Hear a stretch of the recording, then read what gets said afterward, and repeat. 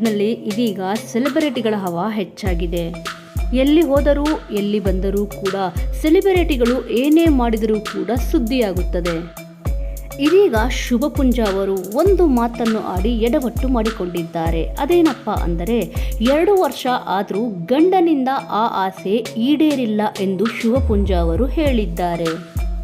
ಇನ್ನು ಶುಭಪುಂಜ ಈ ರೀತಿ ಹೇಳಿರುವುದನ್ನು ಕಂಡು ನೆಟ್ಟಿಗರು ಎಲ್ಲ ಶುಭಪುಂಜ ಅವರನ್ನು ರೇಗಿಸುತ್ತಿದ್ದಾರೆ. ಇನ್ನು ಶುಭಪುಂಜ ಅವರು ಈ ರೀತಿ ಏಕೆ ಹೇಳಿದ್ದಾರೆ ಎಂದು ವಿಡಿಯೋದಲ್ಲಿ ನೋಡೋಣ ಸ್ನೇಹಿತರೆ.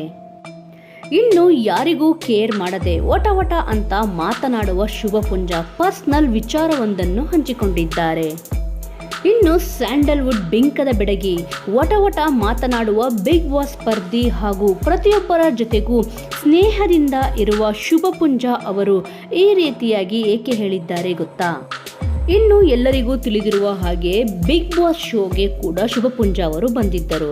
ಆ ನಂತರ ಬಿಗ್ ಬಾಸ್ನಿಂದ ಹೊರಬರುತ್ತಿದ್ದಂತೆಯೇ ಕೊರೋನಾ ಲಾಕ್ಡೌನ್ ಇದ್ದ ಕಾರಣ ಶುಭಪುಂಜ ತಮ್ಮ ಬಹುಕಾಲದ ಗೆಳೆಯ ಸಮಂತ್ ಅವರೊಂದಿಗೆ ಮದುವೆಯಾದರು. ಮದುವೆಯಾದ ಮೇಲೆ ಕೆಲ ಸಮಯ ಕೊರೋನಾ ಲಾಕ್ಡೌನ್ ಮತ್ತು ವೈರಸ್ನ ಭಯ ಇದ್ದ ಕಾರಣ ಈ ಜೋಡಿ ಎಲ್ಲಿಗೂ ಪ್ರಯಾಣ ಮಾಡಿರಲಿಲ್ಲವಂತೆ.